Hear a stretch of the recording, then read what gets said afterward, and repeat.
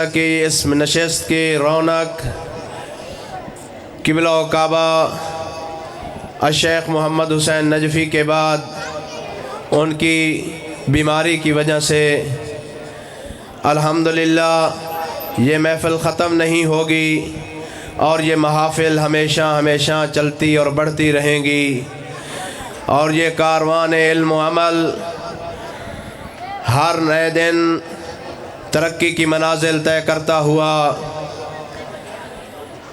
غلو کا خاتمہ کرتا ہوا اور تقصیریت کا بھی خاتمہ کرتا ہوا، یہ علم و دانش، یہ علم و حکمت کے سنہری موتی آج انہی کی شخصیت، انہی جیسی شخصیت ہمارے درمیان موجود ہے۔ قبلہ و کعبہ حضرت آیت اللہ السید محمد تقی نقوی، خداوند متعال ان کو صحت و سلامتی کے ساتھ طول عمر عطا فرمائے۔ ہم نہایت ہی شکر گزار ہیں اور قبلہ و کعبہ کا تہ دل سے شکریہ ادا کرتے ہیں اور ان کو خوش آمدید کہتے ہیں کہ جنہوں نے گوناگوں مصروفیات کو ترک فرما کے، اپنی گھریلو مصروفیات کو بھی ترک فرما کے، اپنی تمام ملکی مصروفیات کو ترک فرما کے اس پسماندہ علاقہ میں تشریف لائے اور اس علاقہ کے مومنین کے سوالات کے جوابات عنایت فرمانے کا موقع نصیب ہوا، اور قبلہ و کعبہ تشریف لائے ہیں۔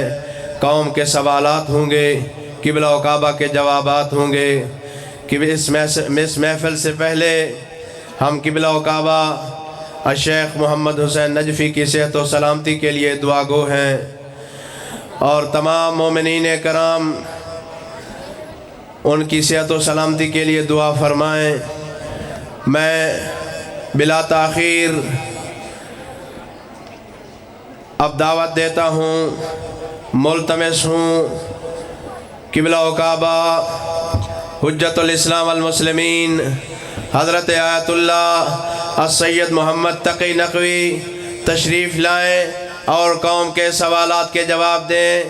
ان کے استقبال کے لیے بلند تر نعرہ تکبیر، نعرہ رسالت، نعرہ حیدری، وارث علم انبیاء، علماء بلند آواز سے، وارث علم انبیاء، وارث علم اولیاء، وارث علم انبیاء، وارث علم اوصیاء، نعرہ حیدری۔ سارے صاحبان جو پیچھے کھڑے ہیں میں ان سے بھی التماس کروں گا کہ وہ آگے تشریف لائیں۔ جو پنڈال میں پیچھے بیٹھے ہوئے ہیں وہ بھی آگے تشریف لائیں۔ یہ جو اوپر مسجد کے چبوترے کے اوپر بیٹھے ہوئے ہیں ذرا یہ بھی اگر نیچے آ جائیں تو ایک پر رونق محفل بن جائے گی۔ نعروں کا جواب دیتے ہوئے جتنا آپ آگے آئیں گے اتنا ہی آپ کو یہ علمی محفل میں مزہ آئے گا۔ بلند آواز سے نعرہ تکبیر، نعرہ رسالت، نعرہ حیدری۔ تمام مومنین کرام اپنے سوالات سٹیج پر پہنچا دیں تاکہ آپ کے سوالات پڑھے جائیں اور ان کے جوابات قبلہ و کعبہ سے حاصل کیے جائیں۔ دعا ہے خداوند متعال تمام مومنین کو صحت و سلامتی کے ساتھ طول عمر عطا فرمائے اور ہمارے سروں پر ان بزرگان علماء کے سائے مستدام فرمائے۔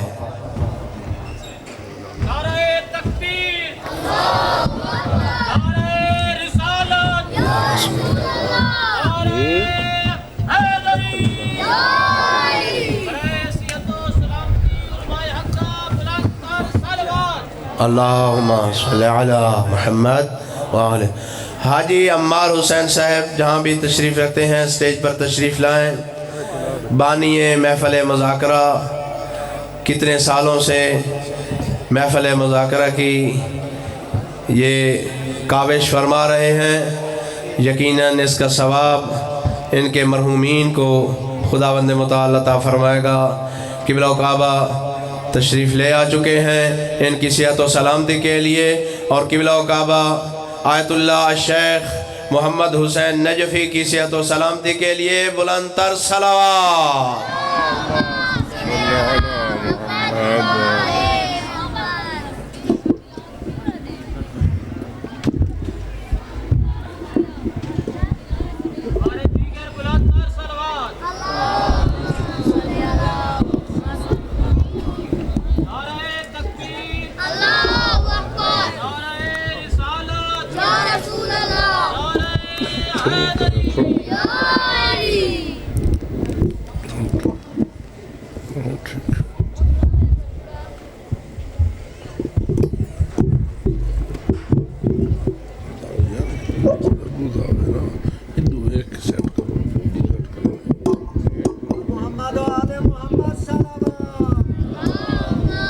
صلی اللہ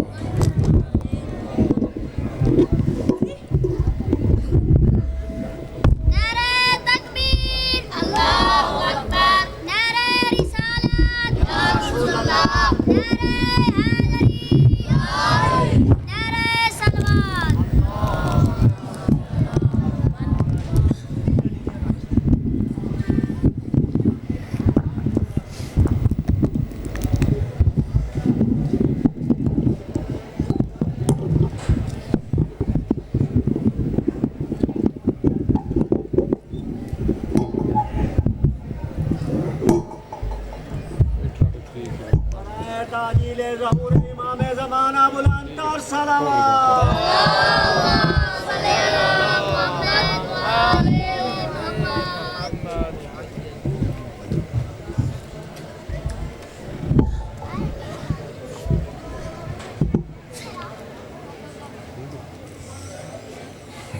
بلند مطلب باز بلند صلوات۔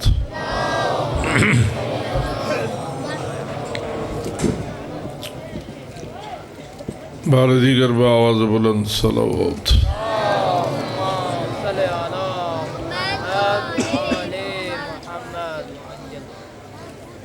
تمام علماء حق جو مکتب آل محمد کی خدمت کرتے ہوئے عالم آخرت کے راہی ہوئے، سب کی بخشش اور بلندی درجات کے لیے ایک سورہ فاتحہ اور 3 مرتبہ سورہ توحید۔ بسم اللہ الرحمن الرحیم۔ الحمد للہ رب العالمین الرحمن الرحیم مالک یوم الدین ایاک نعبد و ایاک نستعین اہدنا الصراط المستقیم صراط الذین انعمت علیہم غیر المغضوب علیہم ولا الضالین۔ بسم اللہ الرحمن الرحیم قل هو اللہ احد اللہ الصمد لم یلد ولم یولد ولم یکن له کفوا احد۔ بسم اللہ الرحمن الرحیم قل هو اللہ احد اللہ الصمد لم یلد ولم یولد ولم یکن له کفوا احد۔ بسم اللہ الرحمن الرحیم قل هو اللہ احد اللہ الصمد لم یلد ولم یولد ولم یکن له کفوا احد۔ کذالک اللہ ربنا۔ تلاوت سورتین مبارکتین کا اجر و ثواب، جو عبادات انجام دی گئی ہیں ان کا اجر و ثواب، جو خیر و خیرات تقسیم ہوئی اور دیگر جتنے بھی عبادات انجام دی جا رہی ہیں ان سب کا اجر و ثواب تمام علماء حق جو دین اسلام اور مکتب آل محمد کی خدمت کرتے ہوئے اس دنیا سے روانہ ہوئے، سب کی بارگاہ میں ہدیہ کرنے کے بعد انبیاء و مرسلین، شہداء و صدیقین، شہداء معصومین علیہ السلام کی خدمت میں ہدیہ کرتے ہوئے جتنے بھی اہل ایمان نور ایمان لے کر اس دنیا سے روانہ ہوئے، سب کی ارواح طیبہ تک ہدیہ کرتے ہوئے ان کی بخشش اور بلندی درجات کے لیے بآواز بلند صلوات۔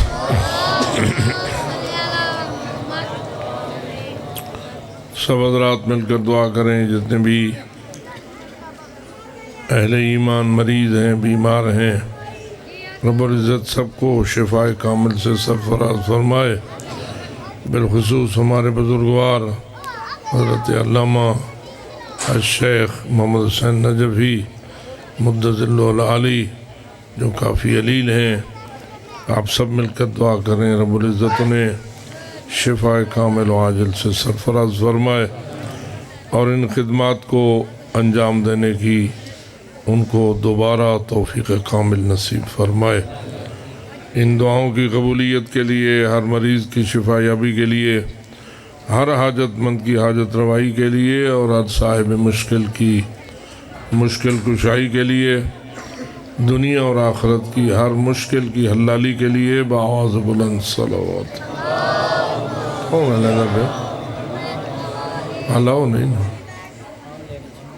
بارگاہ حضرت امام زمان عجل اللہ تعالیٰ فرجہ شریف میں سلام عقیدت کے لیے اور آپ کے ظہور کی تعجیل کے لیے بآواز بلند صلوات۔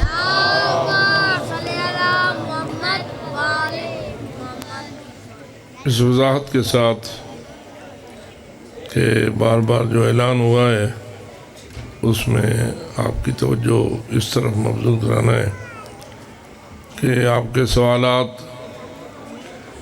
ایسے ہونے چاہیے جن کا آپ کو فائدہ ہو، اور دوسری بات یہ ہے کہ جوابات میں ہم چونکہ خود مقلد لوگ ہیں، اس لیے جواب میں تقلید کے مد نظر جواب ہوگا، اجتہاد ہمارا دعویٰ نہیں ہے۔ اور عموماً جو لفظ آیت اللہ ہے وہ اصطلاحی طور پر تو ان ہستیوں کے لیے بولا جاتا ہے جو درجہ اجتہاد پر فائز ہوتے ہیں اور صاحب نظر ہوتے ہیں۔ ہم تو مقلد لوگ ہیں، اس لیے تقلید کے مطابق آپ کو جواب دینے کی سعادت پائیں گے۔ خداوند منان ہمیں اس کی توفیق عطا فرمائے اور اسے قبول فرمائے۔ قبولیت کے لیے بآواز بلند صلوات۔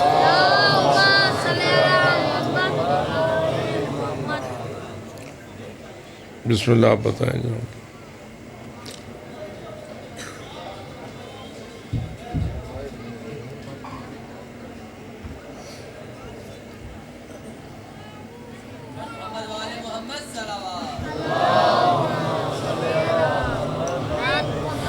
بسم اللہ الرحمن الرحیم۔ آقا صاحب قبلہ، خمس کے متعلق ایک سوال ہے۔ میرے پاس خمس کی رقم موجود تھی جسے کچھ عرصہ تک غریب نادار مریضوں کو ماہانہ دیتا تھا، مگر اب خمس کی رقم ختم ہو گئی ہے۔ آیا میں ان حقداروں کو ماہانہ قرض کی نیت سے خمس دے سکتا ہوں، اور جب سالانہ تاریخ پر خمس کا حساب کروں گا تو میں اس سے منہا کر سکتا ہوں؟ بسم اللہ الرحمن الرحیم۔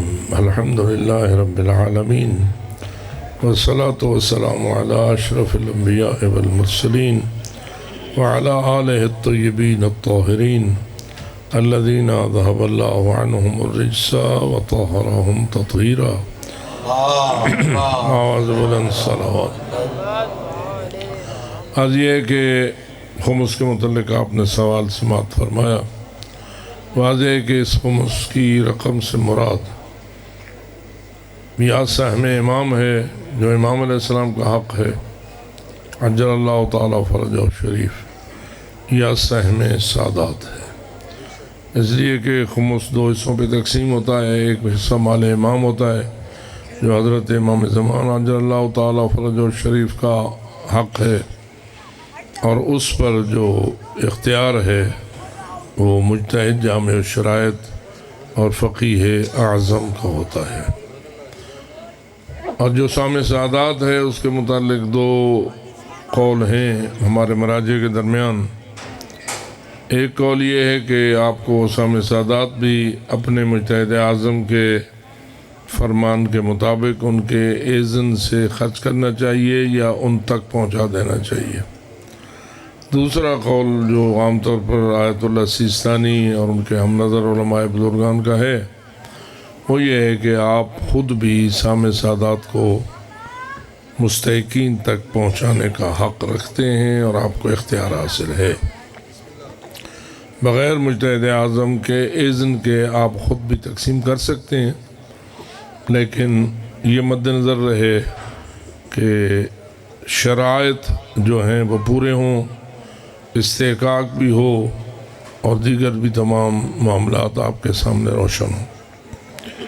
آپ خود اپنی ذمہ داری پہ تقسیم کریں گے۔ اگر آپ نے اپنی ذمہ داری ادا نہ کی تو پھر آپ کو دوبارہ اتنا ہی دینا پڑے گا جو آپ نے غیر ذمہ دارانہ انداز میں کسی کے حوالے کیا ہوگا۔ اب جو یہ میرے محترم فرما رہے ہیں کہ میرے پاس خمس کی رقم تھی اور میں ماہانہ مستحقین کو دیتا تھا، تو واضح ہے کہ اس رقم سے مراد سہم امام تو شاید نہ ہوگا، سہم سادات ہی ہوگا، اور مستحقین کو ماہانہ یہ دیا کرتے تھے۔ تو سبحان اللہ، اب اگر وہ سہم سادات کی مقدار ختم ہو گئی اور ابھی ان کی آئندہ تاریخ خمس نہیں آئی تو ان کے لیے جائز ہے کہ یہ اگر یہ سمجھتے ہیں کہ اس سال بھی آئندہ تاریخ جو آنے والی ہے اس پر میرے اوپر کچھ نہ کچھ بچت ہوگی اور میرے اوپر خمس واجب ہوگا، تو ابھی بھی اس نیت سے دے سکتے ہیں کہ میں خمس سام سادات آج یعنی اس سال کے سام سادات میں سے دے رہا ہوں، حساب اپنی تاریخ پر کر لوں گا۔ پس اگر انہوں نے مثلا 5000 روپیہ اس طرح تقسیم کیا ہے تو یہ تاریخ خمس پر جب حساب کریں گے تو 5000 روپیہ اس سے خمس سام سادات سے منہا کرنے کا حق رکھتے ہیں، یعنی وہ سام سادات ادا ہو گیا۔ دوسرا طریقہ یہ ہوتا ہے کہ کسی سید کو بطور قرض دے دو، وہ بھی جائز ہے، لیکن وہ خمس نہیں ادا ہوگا، وہ قرض ہوگا، وہ سید آپ کا مقروض ہوگا۔ اس کا پھر طریقہ یہ ہوگا کہ جب آپ کی تاریخ آئے گی اور آپ کے ذمہ خمس سام سادات بنے گا تو آپ اس کو دے کر اس سے قرضے میں اپنے پیسے میں وہ مال واپس لے لیں گے، اور اس طرح بھی آپ کا مقصد پورا ہو جائے گا۔ اگر آپ چاہتے ہیں کہ اس کے قبضے میں نہ دیں اور خود سے ہی اسے حساب کر لیں، بھائی میں نے 5000 روپیہ سادات کو دے رکھا ہے اور میں اس کو حساب کر لیتا ہوں، مجھے دوبارہ دینے کی ضرورت نہ ہو، اس کے لیے آپ کو اپنے مجتہد سے اذن لینے کی ضرورت ہے حساب کرنے کے لیے۔ تو یہ تھوڑا سا احتیاط یہ ہے کہ آپ دے کے واپس لیں، اس کو دے دیں اور پھر اس سے اپنے قرضے میں واپس لے لیں۔ محمد و آل محمد صلوات۔ اللہ ڈاکٹر صاحب اگلا سوال بھی خمس کے متعلق ہی ہے کہ سہم سادات ختم ہو جانے پر آیا سہم امام کسی سید کو دے سکتے ہیں؟ وہ میں نے عرض کیا کہ سہم امام آپ کی مرضی سے خرچ نہیں ہوتا، آپ کو اپنے مجتہد اعظم سے اذن لینا ہوگا۔ سید کو دیں، غیر سید کو دیں، خود سے نہ دیں، وہ جو آپ کو اجازت دیں اس کے مطابق دیں۔ اگر وہ غیر سید کو دینے کی اجازت دیں تو آپ غیر سید کو دے دیں، آپ سید کو دینے کی اجازت دیں تو سید کو دے دیں۔ یہ بحیثیت سید ہونے کا اس کا حق نہیں ہے، بحیثیت امام علیہ السلام کی طرف سے اذن کے اس کا حق بنتا ہے۔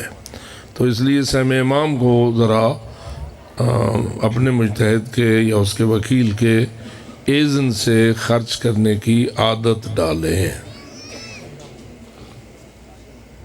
صاحب موجودہ دور میں مخلوط نظام تعلیم ہے، اس دور میں بچیوں کو پڑھانا جائز ہے یا نہیں؟ اگر پردہ داری کے جو فرائض ہیں اور اس کا جو آداب ہیں وہ پورے ہوتے ہیں اور بچیاں بے پردہ نہیں رہتی ہیں تو آپ کے لیے جائز ہے۔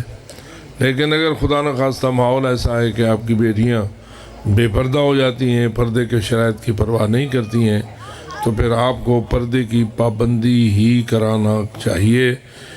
پردہ قربان کر کے تعلیم دینا یہ مناسب نہیں ہے۔ مجبوری کی صورت میں بینک سے قرضہ لیا جا سکتا ہے؟ لفظ مجبوری کی بھی وضاحت چاہیے۔ ایک تو مجبوری کا لفظ اس وقت بولا جاتا ہے جب ہم اسے لفظ اضطرار سے تعبیر کرتے ہیں۔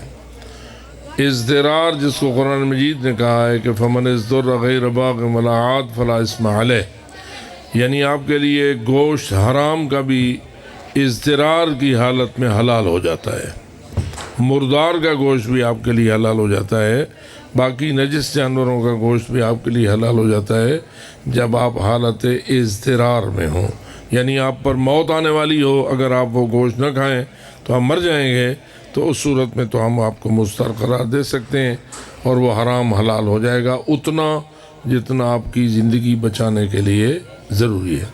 لیکن آپ جانتے ہیں کہ آج کل کے حالات میں ایسی صورتحال کا پیدا ہونا عام طور پر نہیں ہے۔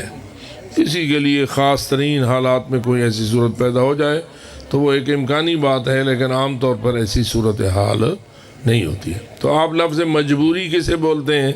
ایسی صورتحال تو مشکل سے آپ پر آئے گی۔ ہاں، اگر آپ قرض لینا چاہتے ہیں تو لفظ مجبوری کو ذرا ایک طرف ہٹا دیں، اس لیے کہ وہ مجبوری آپ کو نہیں لائق ہوگی جس کے ساتھ حرام حلال ہو جائے گا۔ جی جو ہی مجبوری ہے، میں لفظ مجبوری کی وضاحت کر رہا تھا، اس لیے کہ لوگوں نے معمولی سی بات کو بھی مجبوری سے تعبیر کرنا شروع کر رکھا ہے، حالانکہ وہ مجبوری نہیں ہوتی۔ ہم تو مجبوری اس کو کہتے ہیں جس میں حرام حلال ہو سکتا ہے، وہ ہم آپ کو واضح کر گیا۔ اما جو بینکوں کے احکام ہیں، واضح ہے کہ اس میں مراجع نظام کے آپس میں اختلاف، تھوڑے فرق ہیں مسائل میں، اور آیت اللہ سیستانی المدظل العالی جو ہیں وہ ایک خاص طریقے کے ساتھ بینکوں سے قرضہ لینے کو حلال قرار دیتے ہیں، بشرطے کہ آپ اپنی گردن میں سود والی شرط کو قبول نہ کریں۔ جو ان کے ہاں قرضہ دیتے ہیں نا تو واضح ایک شرط لگاتے ہیں کہ اتنا آپ ہمیں اضافہ دیں گے تو ہم آپ کو یہ قرض دیتے ہیں، تو یہ اضافہ جب وہ لینے کی شرط لگاتے ہیں تو یہ بن جاتا ہے سود، اور سود تو حلال نہیں ہو سکتا، جیسے میں نے پہلے کہا ہے کہ حرام حلال نہیں ہو سکتا مگر اضطرار کی حالت میں۔ اب رہا یہ کہ کیسے آپ کے لیے جائز ہو، تو آیت اللہ سیستانی نے ایک راستہ یہ فرمایا ہے کہ میں بینکوں کو ان کے مال کا مالک نہیں سمجھتا۔ جہاں حرام اور حلال کا مال مل جائے، آپ کیا فرمائیں گے؟ بینکوں میں حرام حلال ملا ہوا ہوتا ہے یا خالص حلال ہوتا ہے؟ بینک کے پاس جو اموال ہوتے ہیں وہ حرام حلال ملا ہوا ہوتا ہے، وہ سود مود کا چکر سارا اس میں چلتا رہتا ہے۔ تو فرماتے ہیں میرے نزدیک یہ مال حلال نہیں ہے، یہ مخلوط مال ہے، اور یہ مال مجہول المالک ہے۔ مجہول المالک پر مجتہد کا اختیار چلتا ہے، تو اس لیے وہ فرماتے ہیں کہ آپ قرض، ان کے خیال میں قرض آپ لیں لیکن آپ ان کے مقروض نہیں ہیں، آپ نے مجتہد کے حکم سے مال مجہول المالک لیا ہے، پھر آپ واپس دیں گے تو اپنی عزت بچانے کے لیے آپ نے دینا ہے، اس کے بغیر آپ کے پاس چارہ نہیں ہے۔ لیکن یہ نہ سمجھیے کہ میں نے قرض لیا تھا اور اس کا سود دے رہا ہوں، میں نے مال مجہول المالک لیا تھا اور عزت بچانے کے لیے میں وہ واپس دے رہا ہوں۔ مال مجہول المالک آپ کو مجتہد یا اس کے وکیل کے اذن سے لینا جائز ہو سکتا ہے، تو آپ وہ لے لیں، لیکن ان شرائط کو پورا کریں، مجتہد کا اذن لیں یا ان کے وکیل کا اذن لیں، اور اس طرح آپ کے لیے وہ بات صحیح ہو جائے گی۔ صاحب، غیر سید کے روزے کا کفارہ کسی سید کو دیا جا سکتا ہے؟ احتیاط اس میں ہے کہ نہ دیا جائے۔ صاحب، جو عورت امام زمانہ کو شہید کرے گی اس کا کیا نام ہوگا؟ وہ کہاں سے آئے گی؟ کیونکہ ہمارا عقیدہ ہے کہ اس وقت دنیا میں کوئی ظالم نہیں ہوگا، تو پھر وہ عورت کہاں سے آئے گی؟ میں تو خیر اپنے مطالعے میں اس بات کو نہیں لے آیا کہ کہ وہ عورت کا نام کیا ہوگا، اور نہ مجھے اس کی ضرورت ہے، نہ یہ کوئی ایسا مسئلہ ہے جس پر انسان زیادہ دماغ خوری کرے، ٹھیک ہے۔ باقی رہا یہ کہ اس وقت کوئی ظالم نہیں ہوگا، میں یہ سمجھتا ہوں کہ اس حدیث پہ تھوڑی سی توجہ کرنا چاہیے، یملأ الارض قسطا وعدلا کما ملئت ظلم و جورا، جیسے جیسے ظلم سے بری ہوگی ویسے ہی عدل سے بھر جائے گی۔ بر محمد و آل محمد صلوات۔ اللہم صلی اللہ علیہ وسلم۔ تو اس حدیث کے مفہوم میں یہ چھوٹی سی گنجائش موجود ہے کہ اس زمانے میں عدالت کا غلبہ ہو جائے گا، ظلم بالکل ختم ہو جائے گا۔ یہ ایسے ہی ہے جیسے کہ ظلم کا غلبہ ہے تو کیا عدالت بالکل ختم ہو چکی ہے، یا کوئی عدل کرنے والا بھی اکا دکا ہے؟ جی ہے نا، اندر ہے نا موجود۔ تو ماحول ایسا ہو جائے گا کہ ہر طرف عدالت ہی عدالت ہوگی، لیکن یہ نہیں ہے کہ بندوں کے اندر خواہشات نفسانیہ ختم ہو جائیں گی اور وہ کبھی بھی کوئی گناہ کی سوچ ہی اپنے ذہن میں پیدا نہیں کر پائے گا، ایسا نہیں ہے۔ اس لیے جب خواہشات نفسانیہ بھی رہیں گی، اکا دکا مجرم بھی رہے گا، تو کسی ایسی عورت کا اس قسم کا کردار انجام دے دینا یہ ناممکن نہیں ہوگا۔ میرا سوال ہے کہ موجودہ نظام جمہوریت کیا الہی نظام حکومت کے مخالف ہے؟ اگر مخالف ہے تو پھر ووٹ دینا کیسا ہے؟ اصل مسئلہ یہ ہے کہ نظام جمہوریت اگر شریعت کے ماتحت ہو تو غلط نہیں ہے، اگر شریعت کے خلاف مقابلے میں ہو تو حتماً غلط ہے۔ اب آپ دیکھیں کہ جمہوری اسلامی ایران میں شریعت کے ماتحت جمہوریت ہے، نظام ولایت فقیہ ہے، اور ولایت فقیہ کے اختیارات جمہوریت پر غالب ہیں، اور وہ کبھی بھی جمہوریت کو راہ راست سے ہٹنے کی اجازت نہیں دیتے۔ تو اس کا مطلب یہ ہوا کہ جمہوریت بذات خود باطل نہیں ہے، باطل کو لازم ہونے کی وجہ سے باطل ہو جاتی ہے۔ اگر اس کے اوپر شریعت محمدی کا غلبہ ہو اور اس کی ناک میں شریعت محمدی کی نکیل موجود ہو تو پھر صحیح چلے گی۔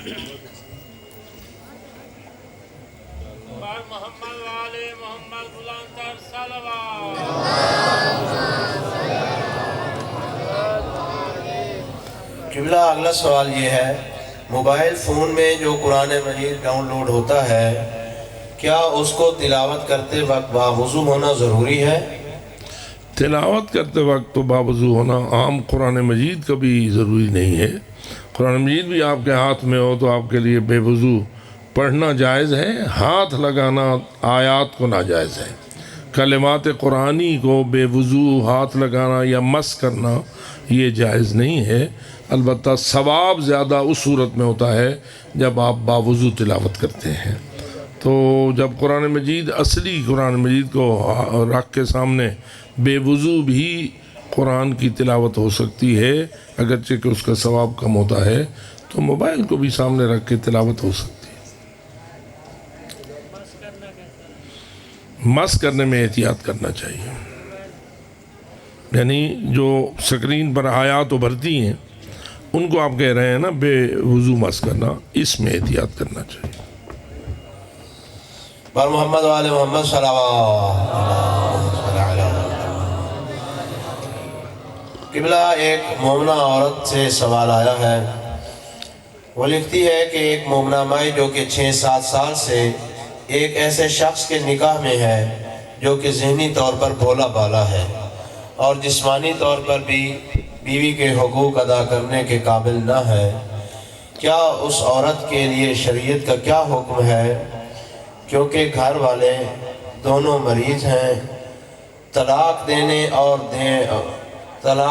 اور لینے دونوں کے لیے ہی راضی نہ ہے، تو اس عورت کے لیے کیا فتویٰ ہے؟ آج یہ ہے کہ اس کی 2 صورتیں ہوتی ہیں، ایک یہ ہے کہ بوقت نکاح ہی ایسی صورتحال تھی، اور ایک یہ کہ اس وقت ٹھیک ٹھاک تھے، بعد کو صورتحال میں تبدیلی آ گئی۔ ہر 2 صورت میں شریعت نے ایسی عورت کے لیے نکاح کو فسخ کرنے کا ایک اختیار رکھا ہے بغیر طلاق کے، لیکن اس فسخ کی تفصیلات کو جاننے کے لیے ہر جوڑا یا ہر فرد اپنی تفصیلات لے کر ایک ایسے عالم دین سے رابطہ کرے جو فسخ کے احکام کو جانتا ہو۔ اس کا چونکہ قضیہ ایک دوسرے سے مختلف ہو سکتا ہے، ہر ایک کا اپنی نوعیت ہو سکتی ہے، تو یہ خاتون رابطہ کرے مجتہد اعظم کے ساتھ یا ان کے وکیل کے ساتھ اور اپنی صحیح صورتحال سے آگاہ کرے، تو ہو سکتا ہے کہ فسخ کے ذریعے یہ مسئلہ حل ہو جائے۔ اور اگر فسخ کے ساتھ نہ بھی ہو تو پھر حاکم شریعت کی طلاق کی گنجائش بھی موجود ہوتی ہے۔ تو بہرحال اسے علماء و فقہا کے ساتھ رابطے میں آنا چاہیے۔ قبلہ جب نکاح فسخ ہونے کی شرائط پائی جاتی ہوں تو اس وقت بعض لوگ صیغہ طلاق جاری کرنے پر بھی اصرار کرتے ہیں، آیا کیا یہ ٹھیک ہے؟ نکاح فسخ دیکھیے، فسخ بذات خود طلاق کے لیے کافی ہوتا ہے، طلاق نہیں ہوتی، فسخ ہوتا ہے، نکاح ختم ہو جاتا ہے، نکاح برقرار نہیں رہتا۔ باقی لوگوں کو دکھانے کے لیے تاکہ لوگوں میں بدنامی نہ ہو اور صیغہ طلاق کو جاری کر دیا جائے تو بھی کوئی حرج نہیں ہے۔ فسخ کے ساتھ طلاق کا صیغہ جاری کرنا کوئی حرج نہیں ہے، لیکن اصل فسخ ہی ہوگا۔ بآواز بلند صلوات۔ اللہم صلی اللہ۔ قبلہ کیا حضرت سیدہ خدیجہ الکبریٰ کا جنازہ پڑھا گیا تھا یا نہیں؟ جہاں تک مجھے یاد آ رہا ہے، میں زیادہ تفصیل میں تو نہیں اس کے گیا، لیکن اتنا ہے کہ نماز جنازہ کا حکم مدینہ منورہ میں نازل ہوا تھا، اور اگر ایسا ہی ہوا تھا تو پھر کوئی حرج نہیں ہے، جنازہ نہ بھی پڑھا گیا تو کیا حرج ہے۔ اصل مسئلہ یہ ہے کہ نماز جنازہ کا حکم کب نازل ہوا، اس کی طرف توجہ نہیں ہے نا۔ ہم لوگ تو بس کھڑے ہیں جو کہ اپنے زمانے کے اوپر ہر چیز کو قیاس کرتے ہیں۔ آپ فرمائیے کہ رسول اکرم کا جو احکام شریعت نازل ہوئے وہ تدریجاً نازل ہوئے یا اکٹھے نازل ہوئے؟ اب تدریجاً نازل ہوئے، تو اس لیے پہلے تحقیق تو اس بات کی کرنی چاہیے نا کہ نماز میت کا حکم کہاں نازل ہوا، بس اس کے بعد نماز جنازہ تو حتماً ہو گیا، اس سے پہلے اگر نہیں بھی تھا تو نہیں تھا، مسئلہ نہیں۔ نعرہ حیدری۔ یا الہ۔ قبلہ آپ کے مطابق پاکستانی معاشرے میں رائج نظام جمہوریت خلاف شرع ہے یا شریعت کے مطابق ہے؟ آج یہ ہے کہ آپ کے آئین میں یہ بات درج ہے کہ کوئی قانون قرآن و سنت کے خلاف نہیں ہوگا، تو اس جملے نے آپ کے آئین کو ایک حیثیت دے دی ہے کہ طے پایا ہے کہ کوئی بھی قانون قرآن و سنت کے خلاف ہو نہیں۔ آگے ہے عمل درآمد، آپ جانتے ہیں عمل درآمد میں تو پھر کیا کیا ہوتا رہتا ہے، تو ہم آئین پاکستان کی روح سے تو اس نظام کو نجس نہیں کہہ سکتے جب تک یہ آئین کے محتاط چلے، لیکن مشکل یہ ہے کہ آئین کے مطابق چلنا یا نہ چلنا یہ ہماری کمزوری ہے، ہمارے نظام کی کمزوری ہے، ہمارے معاشرے کی کمزوری ہے۔ ہمارا معاشرہ کتنا اس بات پر زور دیتا ہے کہ کوئی قانون قرآن و سنت کے خلاف نہ بنایا جائے، اس کے لیے ہمیں طاقت استعمال کرنی چاہیے نا۔ اگر کوئی قرآن و سنت کے خلاف قانون بناتا ہے، اسمبلی بناتی ہے، صوبائی یا قومی یا کوئی بھی بناتا ہے، حتیٰ کوئی انتظامی قانون آرڈر نافذ ہوتا ہے قرآن و سنت کے خلاف، تو پھر ہمیں اس پر کوئی نہ کوئی شور مچانا چاہیے یا نہیں؟ اس کا مطلب یہ ہوا کہ فقط وہ نہیں، ہم بھی کچھ ماشاءاللہ ہیں۔ بآواز بلند صلوات۔ اللہم قبلہ عقیدہ وحدت الوجود کے بارے وضاحت فرمائیں، آیا ابن عربی کا عقیدہ وحدت الوجود درست ہے یا غلط ہے؟ دیکھیے، جو مشہور عقیدہ وحدت الوجود ہے وہ باطل ہے، کیونکہ اس میں یہ کہا گیا ہے کہ ہر شے کا وجود اللہ کا وجود ہے، جیسے اللہ کا وجود ہے ہر مخلوق کا وجود بھی ایسا ہی ہے۔ یہ عقیدہ باطل ہے، خواہ وہ ابن عربی کا ہو یا کسی اور کا ہو، ہم اس کے قائل نہیں ہیں، اور اسی سے ایک عقیدہ حلول جنم لیتا ہے اور وہ بھی باطل ہے۔ تو اس لیے بات کسی شخص کا عقیدہ کیا ہے اس کے لیے تو علیحدہ تحقیق کی ضرورت ہوتی ہے کہ اس شخص نے کیا کہا یا اس کی طرف منسوب کیا کر دیا گیا، یہ میں نہیں اس کی ذمہ داری لے سکتا۔ عقیدہ اور نظریہ جو ہے اس پر بات ہو سکتی ہے، اور یہ میں نے آپ کو عرض کیا کہ یہ کہنا کہ سارا وجود اللہ کا وجود ہے اور ہر شے اللہ ہے، یہ واضح ہے کہ باطل ہے، اس کی کوئی گنجائش نہیں۔ بر محمد و آل محمد صلوات۔ ایک اور سوال طلاق کے متعلق آیا ہے۔ ایک شخص تنہائی میں اپنے علاقہ کے مولوی صاحب سے جا کے ملتا ہے اور انہیں یہ عرض کرتا ہے کہ میری طلاق آپ نے نہیں پڑھنی، لیکن مولانا صاحب نے اس کے والد سے اجازت لے کر طلاق کا صیغہ پڑھ دیا ہے، کیا یہ طلاق صحیح ہے یا باطل ہے؟ اس کے والد سے والد سے واضح ہے کہ شوہر کو ہی طلاق کا حق حاصل ہے، شوہر کے والد کو طلاق کا حق حاصل نہیں ہے۔ ٹھیک، اللہم صلی علی اب مجھے پتہ نہیں ہے کہ یہ صلوات کیوں پڑھوائی گئی ہے۔ اچھا، بہرحال شوہر کے والد کو حق طلاق حاصل نہیں ہے۔ شریعت نے شوہر ہی کو طلاق، نکاح جب ہو رہا ہوتا ہے تو کچھ نہ کچھ والد کے اختیارات، بالخصوص دلہن کے والد کے کچھ نہ کچھ اختیارات کی بات ہوتی ہے، لیکن طلاق میں والد کا کوئی اختیار نہیں ہے۔ لہذا کہ مولانا صاحب نے والد کی اجازت سے طلاق پڑھی ہے تو میں کیا کہہ سکتا ہوں، وہ مولانا صاحب ہیں نہیں ہیں، پڑھی ہے نہیں پڑھی ہے، بہرحال والد کی اجازت والی طلاق نہیں ہے۔ بر محمد و آل محمد صلوات۔ قبلہ، ایک مولانا صاحب نماز جنازہ میں شہادت ثالثہ پڑھتے ہیں، تو کیا ایسے مولانا صاحب کے پیچھے نماز کی ابتدا کی جا سکتی ہے؟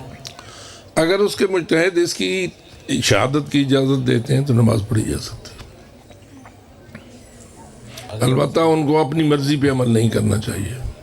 پر محمد و آل محمد صلوات۔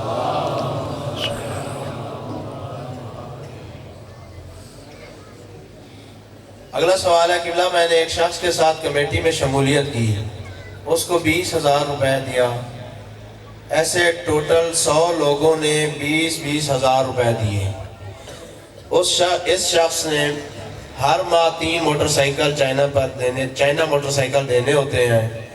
اس وقت قیمت 49,000 تھی، اب موٹر سائیکل 60,000 کا ہو گیا ہے، وہ شخص اب 50,000 دینا ہے، اب موٹر سائیکل نہیں دینا، میرے لیے کیا حکم ہے؟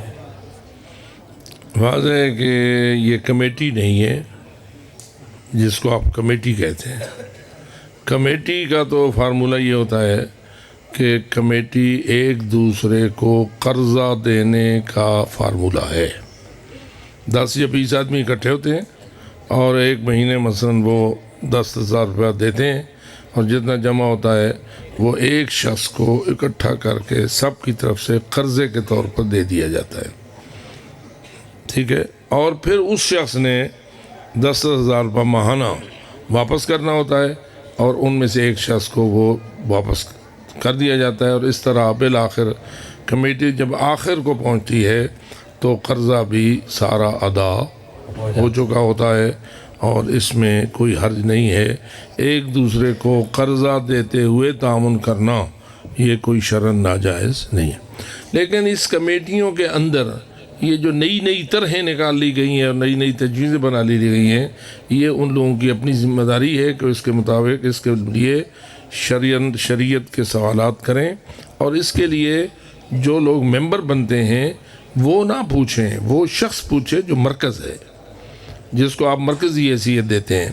دیکھیے کہ جب آپ 20,000 روپیہ کسی ایک شخص کے حوالے کرتے ہیں تو وہ خود مالک ہو جاتا ہے ان سارے 20,000 روپے کا، آپ اسے مالک بناتے ہیں، کیا بناتے ہیں اسے ایک امین بناتے ہیں یا مالک بناتے ہیں؟ مثلا وہ 20,000 روپے آپ 100 آدمی دے رہے ہیں، یہ تو 2 لاکھ روپے ہو جائے گا، بھائی اس سے بھی زیادہ ہو جائے گا۔ یہ اتنے لاکھ روپیہ جو ایک آدمی کو آپ دے رہے ہیں، یہ امین ہے یا مالک ہے؟ جواب دیں۔ امین ہے تو امین کے احکام پہ عمل کرے نا، مالک کے احکام پہ عمل نہیں کرنا ہے۔ اس لیے یہ جو موٹر سائیکل اور لکی اور وکی اور یہ سارا چکر چل نکلا ہے، اس کے لیے مرکزی شخصیات کو پہلے فقہ جعفریہ کے ماہرین سے ملنا چاہیے اور تب جا کے اس تجویز کو آگے بڑھانا چاہیے۔ آپ اگر ممبر بنتے ہیں تو آپ کے اختیار میں نہیں ہے کہ آپ اس کے قوانین کو تبدیل کریں، آپ تو ان کے محتاط چلیں گے نا۔ تو آپ ممبر بننے سے پہلے دیکھیں کہ آیا شریعت کے مطابق ہے یا شریعت کے مطابق نہیں ہے، اور ان میں سے بہت سی صورتیں ایسی بھی ہیں جو شریعت کے مطابق نہیں ہیں، اس لیے تھوڑا پرہیز کیجیے۔ بار محمد و آل محمد صلوات۔ قبلہ، ہم اپنی دعاؤں میں کہتے ہیں جو عمل بجا لاتے ہیں اس کو ہدیتاً معصوم کی بارگاہ میں پیش کرتے ہیں، اور وہاں سے جو ثواب حاصل ہو وہ اپنے مرحومین کو ایصال کرتے ہیں۔ دعا کا یہ طریقہ کیسا ہے اور اس کی کوئی دلیل ہو تو وضاحت فرمائیں۔ دیکھیے کہ ہر عمل جو معصوم کی خدمت میں اس کا ثواب بھیجا جائے، تو چونکہ معصوم کا مقام بلند ہے اس لیے آپ کی عبادت کی شان بلند ہو جاتی ہے۔ آپ 2 رکعت اپنے والد کے لیے پڑھیں اور 2 رکعت معصوم کے لیے پڑھیں تو واضح ہے کہ دونوں 2 رکعتوں کی حیثیت ایک نہیں ہے۔ جیسے کہ فرض کیجئے کہ آپ زیارت وارث پڑھتے ہیں اور زیارت وارث کے بعد 2 رکعت نماز ہوتی ہے یا نہیں؟ یہ کس لیے ہوتی ہے؟ یہ امام حسین علیہ السلام کو ہدیہ کرنا ہوتا ہے اس 2 رکعت نماز کا ثواب۔ تو آیا اس 2 رکعت نماز کا ثواب جو ہے اس کی شان بلند ہے یا عام ہر 2 رکعت ایک جیسی ہے؟ تو واضح جب آپ امام کے نام کو چیز ہدیہ کرتے ہیں تو ایسے ہی سمجھیے جیسے آپ امام کی زندگی میں کوئی چیز ان کو ہدیہ کرتے ہیں۔ امام علیہ السلام اگر زندہ ہوں تو آپ کا دل چاہتا ہے کہ کوئی چیز ان کی خدمت میں بطور ہدیہ پیش کروں، یا خالی ہاتھ ویس ہو؟ جب امام کی زیارت کے لیے جاؤ گے تو کوئی نہ کوئی ہدیہ لے جانا آپ کا دل چاہتا ہے یا نہیں؟ کیونکہ امام علیہ السلام کی شان اس لائق ہے کہ آپ ان کو کچھ نہ کچھ ہدیہ بطور ثواب یا بطور احترام پیش کریں۔ تو ان کی وفات کے بعد بھی ان کے لیے آپ کیلے تو ہدیہ نہیں کر سکتے کہ انہوں نے کیلے نہیں کھانے ہیں، آپ نے کیا چیز ہدیہ کرنی ہے؟ ثواب ہی ہدیہ کرنا ہے۔ ثواب آپ نماز کا بھی بیچ سکتے ہیں، تلاوت قرآن کا بھی بیچ سکتے ہیں، اور بھی کوئی عبادت اچھائی اور نیکی کر کے آپ ثواب ان کے نام ہدیہ کر سکتے ہیں۔ اور جب آپ کرتے ہیں تو اس کا بھی ایک عبادت ہے، اللہ کی طرف سے اس کا بھی ایک اجر ہوتا ہے، اور وہ اجر جب آپ کو اللہ کی طرف سے ملتا ہے تو پھر آپ کہتے ہیں اللہ یہ اجر جو میں نے اپنے معصوم کے نام ہدیے کا حاصل کیا یہ میں اپنے بزرگ کے نام بھیج رہا ہوں۔ تو اس کا مطلب یہ ہوا کہ تھوڑا سا آپ کا دل بھی مطمئن ہو گیا اور ثواب میں بھی اضافہ ہو گیا، اور یہ کوئی شرعاً ممنوع نہیں ہے، جس کی مثال خود زیارت وارث والی 2 رکعت نماز ہے، بلکہ ایسی بہت ساری زیارتیں ہیں جن کے بعد 2 رکعت نماز ہوتی ہے۔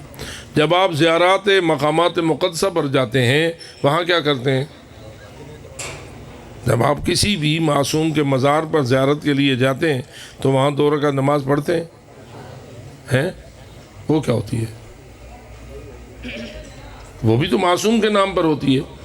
یہ واضح ہے کہ یہ بہت سارے دلائل، اس کے لیے لمبے چوڑے دلائل کی جانے کی ضرورت نہیں ہے۔ شیعہ میں نسلاً بعد نسلاً معصومین کے مزارات مقدسہ کی زیارت کی ایک رسم ائمہ کے ارشادات کے مطابق جاری رہی ہے، جاری ہے اور جاری رہے گی۔ اس میں جہاں ان کی خدمت میں سلام پیش کرنا، جس کو آپ زیارت کہتے ہیں، زیارت نامہ، السلام علیکہ یا ابن رسول اللہ، السلام علیکہ یا فلاں امام، یہ ایک تو ان کو آپ سلام پیش کرتے ہیں یا آپ اپنی عقیدت کا اظہار کرتے ہیں، اور سلموا تسلیما پر عمل کرتے ہیں۔ ان اللہ و ملائکتہ یصلون علی النبی یا ایھا الذین آمنوا صلوا علیہ، آگے کیا ہے؟ وسلموا تسلیما۔ یہ کس کے لیے ہے؟ یہ سلموا تسلیما کس کے لیے ہے؟ فقط نبی کے لیے یا آل نبی کے لیے بھی ہے؟ تو آل نبی پہ سلام پیش کرنا سلموا تسلیما پر عمل ہے، اور یہ سلموا تسلیما والا عمل جاری ہے، اور آپ اس پر مسلسل زیارات کے ذریعہ عمل کر رہے ہیں۔ زیارت از قریب بھی ہوتی ہے اور زیارت از بعید بھی ہوتی ہے۔ اب وہاں مزار مقدسات پہنچ کر بھی زیارت پڑھتے ہیں، یعنی سلام پیش کرتے ہیں، اور گھر میں بھی کھڑے ہو کر آپ سلام پیش کرتے ہیں۔ تو اس کے بعد پھر آپ کے آداب میں موجود ہے کہ جب آپ سلام پیش کر لیں تو پھر آپ کیا کریں؟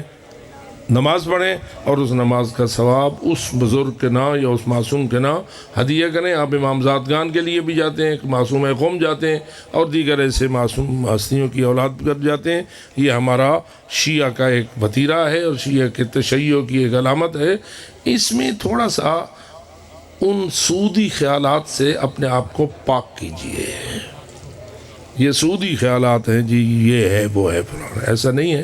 ان کے ہاں ہزاروں مقامات مقدسہ موجود ہیں، لیکن وہ تو ان کو گرا رہے ہیں، ان کی توہین کر رہے ہیں، اور ہم الحمدللہ نہ فقط ان کی زندگی میں ان کی عظمت کے قائل ہیں، بلکہ ان کی شہادت اور وفات کے بعد بھی ان کی عظمت پر ایمان رکھتے ہیں، اور سلموا تسلیما پر ایمان رکھتے ہیں۔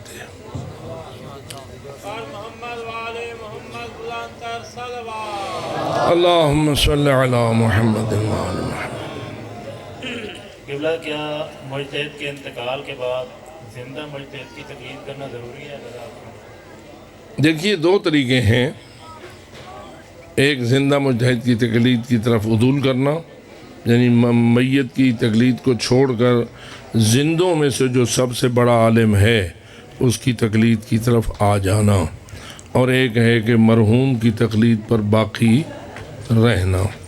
اس میں مشہور جو علماء کا ارشاد ہے، مشہور قول ہے، وہ یہ ہے کہ آپ مرحوم کی تقلید پر بھی باقی رہ سکتے ہیں، بشرطے کہ مرحوم کو آپ زندہ علماء سے بھی بڑا عالم سمجھتے ہوں۔ لیکن بعض بزرگان کا فتویٰ یہ ہے کہ نہیں، مرحوم کی تقلید پر باقی رہنا جائز نہیں ہے، جیسے کہ اس وقت اس زمانے میں جناب قبلہ حافظ بشیر حسین صاحب نجفی المدت العالی کا یہی فتویٰ ہے کہ آپ مرحوم کی تقلید پہ باقی نہ رہیں، بلکہ آپ کسی زندہ کی طرف رجوع کریں۔ لیکن باقی جتنے اعلام ہیں وہ جائز سمجھتے ہیں، البتہ اس شرط کے ساتھ کہ اگر زندہ سے مرحوم کو آپ زیادہ بڑا عالم سمجھیں۔ تو یہ ہے دو قول ہیں، مشہور قول میں نے آپ کو عرض کر دیا۔ پر محمد و آل محمد صلوات۔ قبلہ، تقلید کے لیے ایک حدیث جو حضرت امام حسن عسکری علیہ السلام سے بیان کی جاتی ہے، کیا تقلید کے لیے کوئی اور حدیث بھی ہے؟ اگر ہے تو بتا دیں۔ آج یہ ہے کہ میرے خیال میں تقلید احادیث کی محتاج نہیں ہے۔ تقلید عقلی دلائل کے لحاظ سے کافی ہے۔ آپ ہر کام میں تقلید کر رہے ہیں۔ کیا خیال ہے، آپ جتنے بیٹھے ہیں ڈاکٹروں کے پاس جاتے ہیں، ان کا نسخہ لیتے ہیں، آپ ان کی تقلید کرتے ہیں یا نہیں؟ کبھی اسے جھگڑا کیا ہے، یہ گولی کیوں لکھی ہے، یہ ٹیکہ کیوں لکھا ہے؟ جی، اور اگر آپ جھگڑا کریں تو کیا ہوگا؟ وہ فرمائیں گے گیٹ آؤٹ۔ یہاں آپ اگر میرے اوپر اعتماد کرتے ہیں تو میں نے نسخہ لکھ دیا ہے، اگر آپ میرے اوپر اعتماد نہیں کرتے ہیں تو بے شک باعزت طریقے سے تشریف لے جائیے، پھر میرے پاس آیا ہی نہ کیجیے۔ آپ کا گزارا ہوگا اس کے بغیر؟ آپ نے ڈاکٹر کے علم پر اعتماد کیا ہے، اپنے علاج کے لیے، یعنی جسمانی علاج کے لیے آپ نے اس ڈاکٹر کے علم پر اعتماد کیا ہے۔ چھوٹے پر بھی کرتے ہیں، بڑے سے بڑے پر بھی کرتے ہیں، اور پھر کوشش کرتے ہیں کہ ہمیں اگر کوئی بڑے سے بڑا قابل ترین ڈاکٹر مل جائے تو اس پہ بھروسہ کریں، ٹھیک ہے؟ تو علم پہ بھروسے کا نام تقلید ہے۔ اب ایک ہے علم دنیاوی امور میں ان کی باتوں کو ماننا، ایک ہے دینی امور میں ان کے ارشادات کو ماننا۔ دینی امور میں ان کی بات کو ماننا زیادہ اہم ہے یا دنیا میں ماننا زیادہ اہم ہے؟ ہم دینی میں زیادہ اہم ہے۔ دین تو آپ اتنا بھی نہیں جانتے جتنا آپ دنیا جانتے ہیں۔ دنیا میں چلو اور کچھ نہیں، صحیح 10% تو آپ میڈیکل جانتے ہوں گے، 90% نہیں جانتے ہوں گے، لیکن جب دین کی طرف بات آتی ہے تو آپ 99% نہیں جانتے، 1% جانتے ہیں۔ تو آپ اس 99% کے لیے کیا کریں گے؟ ایک بات. دوسرا یہ کہ خود رسول اکرم اور ائمہ خدا کے دور میں کیا رسول اکرم یا ائمہ خدا ہر مومن کے کان میں جا کر خود فرمان جاری کرتے تھے؟ یہ حکم ہے، وہ حکم ہے، یہ حکم ہے، وہ حکم ہے. طریقہ کار کیا تھا رسول اکرم کا؟ رسول پر وحی نازل ہوتی تھی، حضرت اپنے سامنے جتنے اصحاب موجود ہوتے تھے اس وحی کو ان کے سامنے پہنچاتے تھے، اس کی کوئی تفصیل اور اس کی جو وضاحت ہوتی تھی وہ بھی فرما دیتے تھے. اس کے بعد ذمہ داری کس کی تھی؟ ان سننے والوں کی ذمہ داری تھی یہ رسول اکرم خود ہر بندے کے گھر میں جائیں، یعنی حتیٰ کہ خود مدینہ منورہ میں رہنے والوں میں سے ہر مرد اور ہر عورت جو مسلمان تھے ان کے کانوں تک رسول اپنی وحی کو پہنچائیں. ایسا کرتے تھے. کیا کرتے تھے؟ مدینہ مسجد میں بیٹھ کر آپ وحی الہی کو پڑھ دیتے تھے، وضاحت بھی کر دیتے تھے. بعد ازاں جو سامنے بیٹھے ہوتے تھے فَلْيُبَلِّغِ الشَّاهِدُ الْغَائِبُ، یہ اصول تھا کہ جو حاضر ہے وہ غائب تک پہنچائے. جو حاضر ہے جس نے رسول اکرم سے سنا ہے وہ کیا کرے؟ غائب تک پہنچائے. یہی اصول چلتا رہا، رسول اکرم کے دور میں بھی چلتا رہا، ائمہ خدا کے دور میں بھی چلتا رہا. اب بتائیے وہ جو غائب تک پہنچانے والے شاہد ہوتے تھے ان پہ اعتماد ہونا چاہیے یا نہیں ہونا چاہیے؟ اگر آپ کو پتہ ہے کہ یہ بندہ جھوٹا ہے، یہ فراڈیا ہے، تو آپ اس کی بات نہیں مانیں گے. لیکن اگر آپ کو اس کے جھوٹ کا علم نہیں ہے تو جب تک آپ کو جھوٹ کا ثبوت نہیں ملے گا آپ اس کی بات کو تسلیم کریں گے. اور اس طرح اللہ کے دین کی تبلیغ حاضر سے غائب تک چلی چلی چلی چلی. دور امامت میں بھی یہی چلی، دور غیبت میں بھی یہی چل رہی ہے. تو اسی کو تقلید کہتے ہیں میرے عزیز. ہاں، جب کسی چیز کی مزید تفصیل کی ضرورت ہوتی ہے اور اس میں دقت علم کی ضرورت ہوتی ہے تو پھر فقط روایت نہیں چلتی، کچھ تھوڑی سی تحقیق بھی چلتی ہے اور سمجھنے سمجھانے کا جو علم ہے وہ بھی چلتا ہے. اس کے لیے بھی آپ کو علماء کی طرف رجوع کرنا پڑتا ہے. تو جو علماء زیادہ لائق اور فائق ہوتے ہیں وہ حدیث اور آیات کے سائے تلے آپ کو نچوڑ نکال کر دیتے ہیں کہ یہ نچوڑ نکلتا ہے ان باتوں کا. اس نچوڑ کو نکالنے والے کا نام مجتہد ہوتا ہے اور اس کو ماننے والے کا نام مقلد ہوتا ہے. اب اس کے لیے آپ کہیں جی حدیثیں، میں کہتا ہوں یہ سارا زمانہ اول وحی سے لے کر آج تک ایسے ہی چل رہا ہے. اس کے بغیر آپ اس سے ہٹ جائیں پھر بتائیں آپ کے پاس دین کیسے آئے. اس طریقہ کار کو چھوڑ دیں. یہ نہیں ہے، یہ نہیں ہے تو بتائیں آپ تک دین. حتیٰ آپ کو قرآن کیسے ملے گا؟ یہ جو قرآن مجید ہے 114 سورتوں والا، یہ رسول اکرم نے ہر بندے کے کان میں جا کے خود پھونکا تھا. جی رسول اکرم پر تو 1 2 4 آیتیں نازل ہوتی تھیں، حضرت پڑھ دیتے تھے.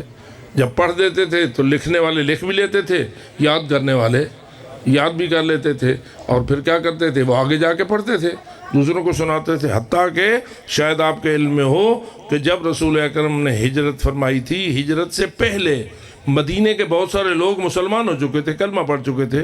حضرت نے اپنے ایک صحابی کو جو اچھا قرآن پڑھ لیتا تھا اور اسے اچھا قرآن یاد تھا اس کو بھیجا تھا، جا مدینے والوں کو قرآن پڑھا. اور وہ حضرت کے ہجرت کرنے سے پہلے کتنوں کو قرآن پڑھا کے مسلمان کر چکا تھا. تو میں یاد کرتا ہوں کہ اس سلسلہ تبلیغ پہ نظر کیجئے اور غور کیجئے کہ دین کیسے پہنچا، کیسے پھیلا، کیسے ہوا، اور اس میں کیا تقلید، روایت، حدیث کا عمل دخل ہے یا عمل دخل نہیں ہے. تو اس لیے ویسے تو اور حدیثیں بھی موجود ہیں. قل فاسألوا اہل الذکر ان کنتم لا تعلمون کیا ہے؟ اگر تم علم نہیں رکھتے تو کیا کرو؟ جی اہل ذکر یعنی اہل علم سے پوچھو. یہ قرآن کا حکم ہو گیا نا، اور اسی پہ عمل چلتا رہا. تو میں سمجھتا ہوں کہ یہ خاص احادیث کی حد تک بات محدود نہیں ہے. یہ احادیث بھی معاون ہیں، آیات بھی معاون ہیں، سسٹم بھی خود اسی بنیاد پر قائم ہے. محمد و آل محمد صلوات. قبلہ اگر تقلید یہی ہے تو یہ جو کہا جاتا ہے کہ فلاں شخص جو ہے اگر کو تقلید نہیں کرے گا تو اس کے تمام اعمال جو ہے نا وہ ضائع ہو جائیں گے۔ اگر ایک شخص پوری زندگی محمد وآل محمد علیہ السلام کے فرامین کے مطابق بسر کرے، نماز روزہ کا پابند ہو، محمد وآل محمد علیہ السلام کا محب ہو، تو اس سلسلے میں پھر اگر وہ تقلید نہیں کرتا تو کیا اس کے تمام اعمال حقارت ہو جائیں گے؟ عرض یہ ہے کہ جو یہ جملہ آپ نے بولا کہ وہ محمد وآل محمد کے فرامین پر عمل کرے، اس نے فرامین محمد وآل محمد کو کہاں سے لیا؟ نہیں، نعرہ لگانے کی ضرورت نہیں، ذرا سمجھنے کی ضرورت ہے۔ فرامین محمد وآل محمد اس وقت کم از کم ہمارے پاس ہزارہا احادیث کی شکل میں موجود ہیں۔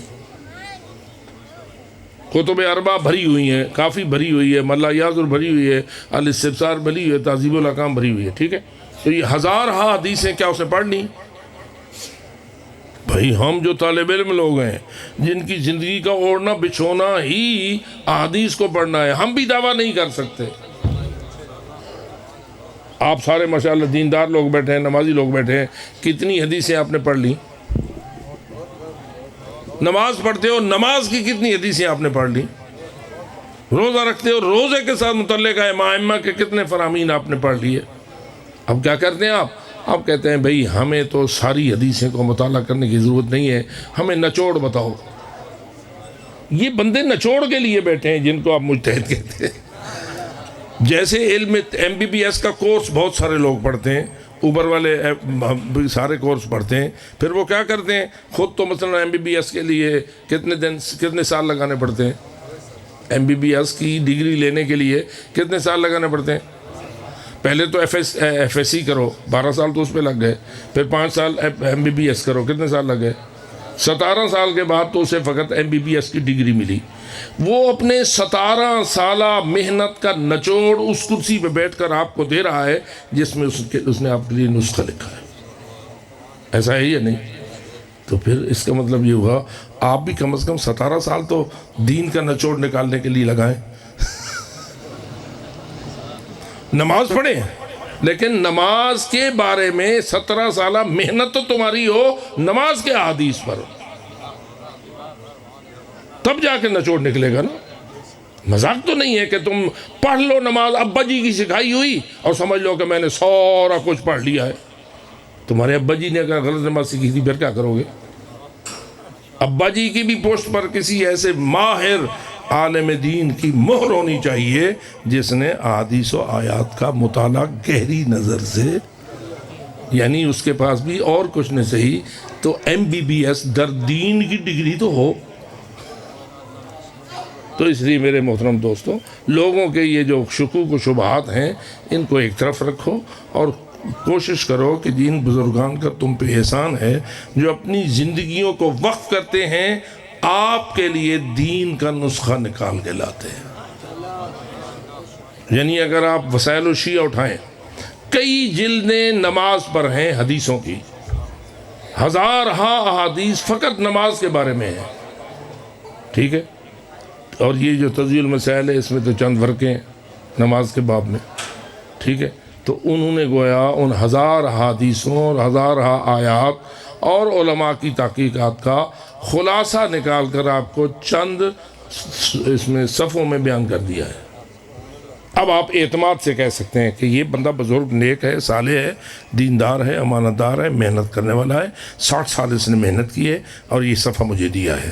اب میں اس پہ اگر عمل کروں گا تو میں اعتماد سے کہہ سکتا ہوں کہ میں کوئی اللہ اور رسول کے حکم کی خلاف ورزی نہیں کروں گا۔ اللہ اتنا ہی تیرے لیے کافی سمجھتا ہے۔ اللہ تیرے اوپر واجب نہیں کرتا کہ تو ہر بندہ مجتہد بن۔ کیا ہر بندے پر واجب ہے کہ وہ ڈاکٹر بنے؟ بولو، یہ جتنے بیٹھے ہو کتنے ڈاکٹر بیٹھے ہو؟ اور ڈاکٹروں کے نسخوں پر عمل کرنے والے کتنے بیٹھے ہو؟ یہی بات۔ ایک بندہ بھی محنت کر کے اگر ایک نتیجے تک پہنچتا ہے تو ہزاروں کو اپنی محنت کا ثمرہ دے سکتا ہے، جیسے دیگر فنون میں دے سکتا ہے ایسے ہی دینی علوم میں بھی دے سکتا ہے۔ خداوند تعالیٰ سمجھنے کی توفیق عطا فرمائے۔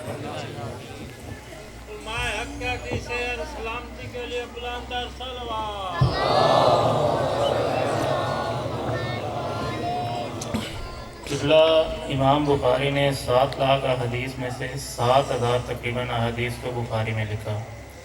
کیا ہمارے علماء نے بھی احادیث کو اس طرح تدوین کیا؟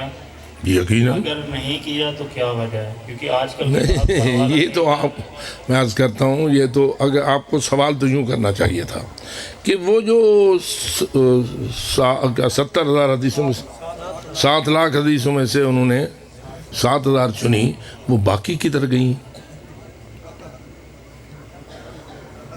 مجھے آپ سے جواب چاہیے کہ 7 لاکھ میں 7,000 ملا کرو، باقی نہیں بچ گئیں. وہ حدیثیں تھیں یا ویسے ہی کوئی چکر تھا؟ کدھر گئیں وہ؟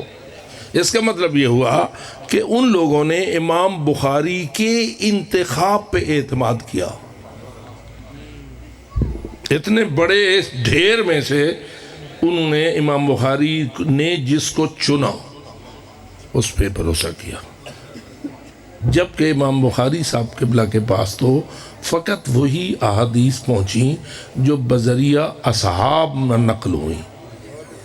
کیونکہ ہمارے پاس 2 راستے ہو گئے نا، ایک رسول پاک تک پہنچنے کا راستہ بذریعہ صحابہ، ایک رسول اکرم تک پہنچنے کا راستہ بذریعہ اہل البیت. بتائیے اہل البیت کے ذریعہ آنے والا علم زیادہ ہونا چاہیے یا اصحاب والا علم زیادہ ہونا چاہیے؟ کیونکہ اصحاب بیچارے تو پہلی نسل پہ ہی، بعد کو تو تابعین شروع ہو گئے نا، تو جو پہلی نسل تھی وہ چند افراد تھے، ان کے ذریعہ علم پہنچا امام بخاری کے پاس، اور ہمیں اللہ کے فضل سے 12 ائمہ بلکہ 14 معصومین کے توسل سے علم ملا. تو اس لیے اپنے علماء کرام کے بارے میں سوء ظن سے اپنے آپ کو بچائیے. بآواز بلند صلوات. علماء حق کی صحت و سلامتی کے لیے بلند تر صلوات. قبلہ بغیر چھلکے کے مچھلی حرام کیوں ہے؟ حرام کی علت کیا ہے؟ دیکھیے 2 چیزیں ہوتی ہیں. ایک تو ہوتا ہے کہ حکم کی دلیل کیا ہے، ایک ہوتا ہے کہ حکم کی حکمت کیا ہے. ٹھیک ہے، حکمت اصل اللہ جانتا ہے، اور ہمیں اللہ پہ بھروسہ کرنا چاہیے. اللہ نے فرمایا ہے جو چیزیں میں نے تمہارے لیے طیب بنائی ہیں وہ میں نے تمہارے لیے حلال کر دی، اور جو چیزیں خبیث ہیں یعنی تمہیں مضر ہیں، تمہیں نقصان دینے والی ہیں، وہ میں نے تمہارے لیے حرام کر دی. اب قرآن مجید میں نہ حلال کی لمبی لسٹ ہے نہ حرام کی لمبی لسٹ ہے، نہیں ہے نا، لسٹیں تو بنی ہوئی نہیں ہیں. ایک اصول دے دیا گیا ہے کہ احل لکم الطیبات، طیبات تمہارے لیے حلال ہیں، حرم علیکم الخبائث، خبائث تمہارے لیے حرام ہیں. اب ان طیبات کی لسٹ کون دے؟ رسول اکرم دے. رسول اکرم دے. ان کا علم کا وارث کون ہو جو وہ دے جائیں، وہ ہمیں کون بتائے؟ اب 2 راستے ہیں.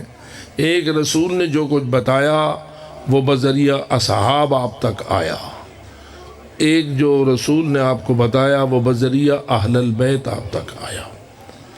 حکم کی جسے آپ علت کہتے ہیں، وہ رسول و آل رسول کا اگر حکم مل جائے کہ یہ ہے، یہ ہمارے لیے کافی ہے. ہم اس کو جسے انہوں نے حلال کہا ہوگا طیب سمجھیں گے، اور جس سے انہوں نے حرام کہا ہوگا اسے خبیث سمجھیں گے. ٹھیک ہے. باقی رہا یہ کہ کس چیز میں کیا ہے چھپا ہوا جس کی وجہ سے وہ طیب ہو گئی اور جس کی وجہ سے وہ خبیث ہو گئی، وہ کیا ہوا. اب مجھے اور آپ کو پتہ ہے کہ یہ جو زمین کی مٹی ہے یہ کتنی طیب ہے اور کتنی خبیث ہے. یہ مٹی جس پہ آپ بیٹھے ہوئے ہیں یہ طیب ہے یا خبیث ہے؟ جی اگر طیب ہے تو کھا لو. مٹی کو کھاؤ گے؟ مٹی کھانا حرام ہے یا حلال ہے؟ مٹی سے جو اگتا ہے وہ تیرے لیے حلال ہو جاتا ہے اور خود مٹی حرام ہو جاتی ہے. اس کا مطلب یہ ہوا کہ مٹی سے پیدا ہونے والے ثمرات طیب ہیں اور خود مٹی کھانا خبیث ہے. لیکن مجھے کوئی پتہ نہیں مٹی کھاؤں گا تو کیا ہوگا. یہ میڈیکل کا قانون ہے، یہ طب کا ہے کی ذمہ داری ہے کہ وہ ریسرچ کرے اور تجھے بتائے کہ مٹی کھانے سے تیرے بدن کے اوپر کیا کیا اثرات مرتب ہوں گے، اور بتایا ہے اطباء نے، ڈاکٹروں نے بھی بتایا ہے، لیکن یہ بیچارے بتاتے رہیں گے۔ کچھ باتیں پہلی نسل والوں کو پتہ چلی، کچھ دوسری کو پتہ چلی، کچھ 14ویں کو پتہ چلیں، کچھ 16ویں کو پتہ چلیں گی، کچھ آگے پتہ چلیں گی۔ ایسے اسرار ہیں اللہ کی مخلوقات میں، اتنے زیادہ ہیں کہ تم سب پر عبور نہیں کر سکتے۔ اس لیے اللہ کہتا ہے میں نے اپنے نبی اور آل نبی کو بھیجا ہے، وہ تمہیں بتا دیں گے، تم یقین رکھو کوئی ایسی چیز تمہارے لیے وہ حلال نہیں کہیں گے جو تمہارے لیے مضر ہو، اور کوئی ایسی چیز تمہارے لیے حرام نہیں کہیں گے جو تمہارے لیے مفید ہو۔ اس لیے ان پہ بھروسہ کرو، اور یہ علم اتنا وسیع ہے اور اس کے دائرے اتنے وسیع ہیں کہ یہ تمہاری طاقت سے باہر ہے کہ تم حلال و حرام سمجھنے سے پہلے اس پہ پہلے کہو۔ مثلا وہی بات ہے نا کہ اگر ایک کلرک جو ہے وہ اپنے باس کو کہے پہلے مجھے یہ بتاؤ کہ جو حکم تم مجھے دے رہے ہو اس کا فائدہ کیا ہے، اور میں اگر نہ کروں گا تو اس کا نقصان کیا ہے، تو کیا خیال ہے آپ اگر وہ اس دفتر کے سربراہ ہوں تو آپ اپنے اس کلرک کو یہ اجازت دیں گے کہ پہلے آپ سے وہ مباحثہ کرے کہ میں آج یہ کام کروں اس کا فائدہ کیا ہے، نہ کروں گا تو نقصان کیا ہے، اور روز آپ اس کے ساتھ یہ پہلے کریں تو کام چل جائے گا آپ کا؟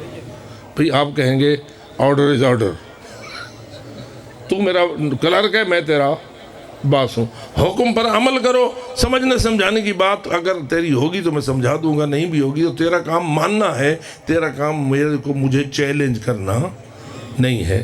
اور اگر یہی کام ایک سپاہی اپنے چیف کے ساتھ کرے، باجوہ صاحب کو ایک سپاہی کہے پہلے مجھے باجوہ صاحب چیف آف آرمی اسٹاف صاحب پہلے یہ سمجھاؤ اس مورچے پر اگر میری ڈیوٹی لگا رہے ہو تو میں کیا فائدہ ہے اس کا، اور اگر میں نے یہاں ڈیوٹی ادا نہ کی تو اس کا کیا نقصان ہے، تو کیا خیال ہے چیف صاحب اس کو پہلے سمجھائیں گے؟ وہ کہیں گے جناب علی سپاہی بننا ہے تو آرڈر از آرڈر، جو میں کہتا جاؤں وہ تم، اور اگر میدان جنگ میں ایسا ہو پھر جنگ جیت جائے گی، دشمن ہار جائے گا۔ تو اس لیے کہیں کسی ہستی کو یہ حق دو کہ وہ اپنے علم کی بنیاد پر آپ کو آرڈر کرے، اور یہ حق اللہ نے اپنے رسول کو دیا ہے، اور رسول نے آل رسول کو دیا ہے۔ اس طرح جو حکمتیں ہیں وہ لمبا باب ہے، اس کے لیے آپ حکمتوں کے پیچھے مت پڑیں، آپ فقط حکم کو ماننا سیکھیں۔ قبلہ صاحب کی صحت و سلامتی کے لیے بلند تر صلوات۔ قبلہ ایک شخص نے پوری زندگی خمس کی ادائیگی نہیں کی، اب اس شخص کے پاس گاڑی اور ایک بہت بڑا گھر بھی ہے، اور اب وہ خمس نکالنا چاہتا ہے، کیا ان چیزوں پر خمس ہے؟ ہو سکتا ہے ہو جائے، بشرطے کہ وہ اپنی پوری تفصیل بتائے، اس سے تفصیل پوچھنا پڑے گی کہ گاڑی تم نے کس پیسے سے لی اور کیسے لی، اور گھر تم نے کس پیسے سے بنایا اور کیسے بنایا، پھر اس کے بعد آپ کو احکام مجتہد کے فرامین کے مطابق بتا دیا جائے گا۔ ہو سکتا ہے کہ پورے گھر کا خمس واجب ہو جائے، ہو سکتا ہے نہ بھی ہو، اس لیے کہ ضرورت کا ایک گھر معاف بھی ہوتا ہے، لیکن اس کے لیے بھی کچھ تفصیل ہوتی ہے، تو اس لیے اس کی تفصیل میں جانے کی ضرورت پڑتی ہے۔ قبلہ ہمارے معاشرے میں جو مروجہ آزاد آئی ہے اس سے مطلوبہ نتائج حاصل نہیں ہو رہے، اور مزید ہر سال نئی رسومات کا اضافہ بھی ہو رہا ہے، تو اب علماء اور مومنین کی کیا ذمہ داری ہے؟ ذمہ داری اصل میں تو یہ تھی کہ عزاداری کی باغ ڈور آپ کی قوم کے کم علم لوگوں کے ہاتھ میں نہ ہوتی،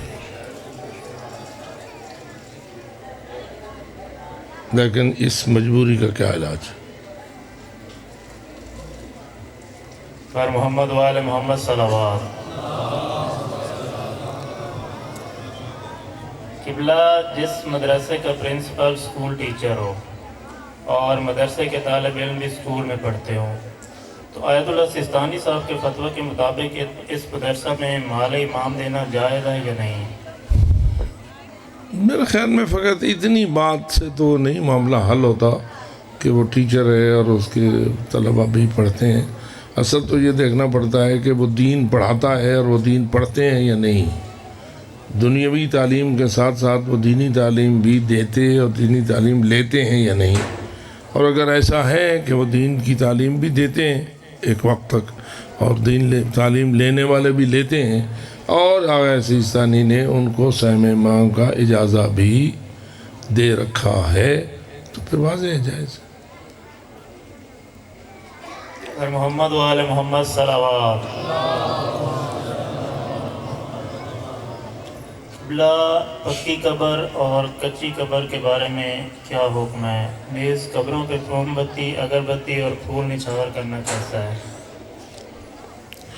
جہاں تک پکی اور کچی قبر کا تعلق ہے، اندر سے تو قبریں کچی ہی ہونی چاہیے، پکی نہیں ہونی چاہیے۔ باہر جو لوگ علماء بزرگان ہوتے ہیں یا زہاد و متقی لوگ ہوتے ہیں، جن کی قبروں کے نشانات کو زندہ رکھنا دین کے فائدے میں ہوتا ہے اور ان کے علم کی یادگاریں جو ہیں وہ برقرار رہتی ہیں، اس کو تو فقہ نے مانا ہے، اور ایسے بزرگان کی قبروں کو پختہ کر چھوڑنا اس میں کوئی حرج نہیں ہے۔ عام قبروں کا کچا ہونا جو ہے وہ زیادہ بہتر ہے، لیکن پختہ کرنا بھی حرام نہیں ہے، مکروہ ہے۔ اور باقی کیا بات آپ نے پوچھی تھی؟ اگربتی اور موم بتی وغیرہ، یہ جو ہے پھول وغیرہ اظہار عقیدت ہوتا ہے، اس میں بھی کوئی حرمت نہیں ہے، اور اگربتی وغیرہ جو ہے وہ آنے والوں کے لیے ہوتی ہے، قبر والے کے لیے نہیں ہوتی ہے۔ پر محمد و آل محمد صلوات۔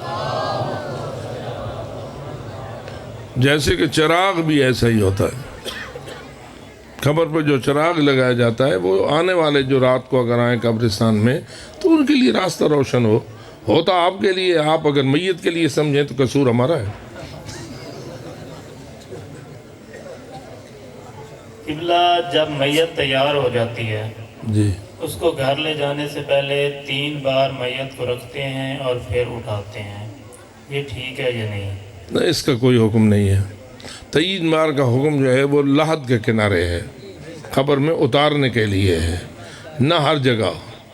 یہ بھی ہماری کچھ اپنی بنائی ہوئی یا لا علمیاں ہیں، یا میں کیا کہہ سکتا ہوں، اور اس میں کسی آدمی نے کچھ کر دیا تو دوسروں نے اس کے پیچھے چلنا شروع کر دیا، تو یہ تو وضاحتوں کی ضرورت ہے۔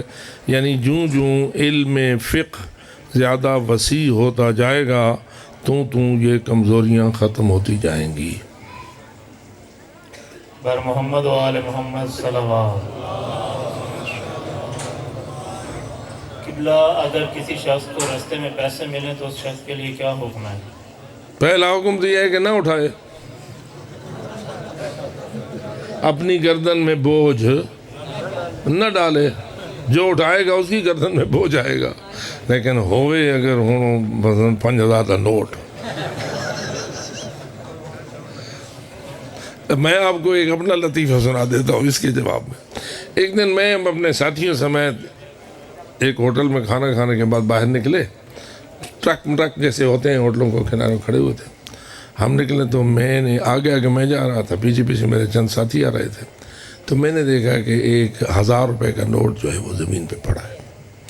اب میں نے دیکھا، میں تو گزر گیا، وہی جیسے میں آپ کو کہہ رہا ہوں کہ بھی نہ اٹھاؤ گے تو آپ کے اوپر اس کا بوجھ نہیں آئے گا، لیکن مجھے پتا تھا کہ پیچھے نہ آنے پہ اچھا ہم چند قدم آگے چلے، تو میں نے پھر بات کو کھولا، اپنے ساتھیوں سے پوچھا، اوے وہ 1000 روپے کا نوٹ پہ آئی، کہیں چاہے تو نہیں؟ وہ ایک بولا کہ دیکھا میں نے تو اٹھا لیا تھا۔ میں نے کہا میں نے تو نہیں اٹھایا تھا، تم نے کیوں اٹھایا؟ چھوڑ دے وہاں۔ تو میں نے کہا اب یہ 1000 روپے کا نوٹ ہے نا، اب تو ڈھونڈ اس کا مالک کون ہے۔ تو حکم شریعت آپ پوچھ رہے ہیں، حکم شریعت یہ ہے کہ اگر ایسا گرا ہوا مال آپ کو مل جائے تو آپ کیا کریں؟ مالک کو ڈھونڈیں، مالک کو ڈھونڈیں، اگر مالک مل جائے تو اس کو دے دیں، ٹھیک ہے۔ اگر مالک نہ ملے تو پھر 2 صورتیں ہیں، اگر 1 سال گزر گیا ہے تو آپ اسے کسی غریب کے حوالے اس نیت سے کر سکتے ہیں کہ اگر مجھے مالک مل گیا تو میں اسے بتاؤں گا میں نے غریب کو دے دیا تھا، اگر اس نے قبول کر لیا تو اس کا گیا، اور اگر قبول نہ کیا تو اپنی طرف سے دے چکا ہے 51,000 روپے دینے سے۔ لیکن 1 سال تک آپ کو ڈھونڈنا چاہیے، ہوں چاہوں یا نہ چاہوں آپ دیکھ کر۔ بر محمد و آل محمد صلوات۔ سے دعا۔ اللہم صلی علی محمد۔ جی، غریب ہو یا امیر، بینک کی ملازمت حرام کام میں حرام ہے، حلال کام میں حلال ہے۔ جو کام وہ بیٹھا وہاں کر رہا ہے، ہر ایک بندے کی سیٹ ایک جیسی نہیں ہوتی ہے، کئی سیٹیں ایسی ہوتی ہیں جس پہ باقاعدہ سودی لین دین کرنا پڑتا ہے، اور کئی ایسی ہوتی ہیں جن پہ یہ لین دین نہیں کرنا ہوتا ہے، یا وہ اس کے جو معاہدے ہیں وہ نہیں کرنے ہوتے ہیں۔ تو اصول یہی ہے کہ جہاں حرام و حلال ملا جلا کام ہو، وہاں حرام کام کی ملازمت حرام، حلال کام کی ملازمت حلال۔ اللہم صلی علی محمد وعلی محمد۔ یا اللہ یا رحمان یا رحیم یا مقلب القلوب ثبت قلوبنا علی دینک۔ ربنا لا تزغ قلوبنا بعد اذ ہدیتنا وہب لنا من لدنک رحمہ انک انت الوہاب۔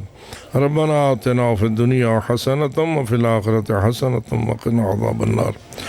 اللہم بحق محمد المصطفیٰ وبحق علی المرتضیٰ وبحق فاطمة الزہراء وبحق الحسن المجتبیٰ وبحق الحسین الشہید بکربلا وبحق سائر الائمة المعصومین النجباء سیما بقیت اللہ فی الارضین الحجۃ ابن الحسن العسکری المہدی المنتظر۔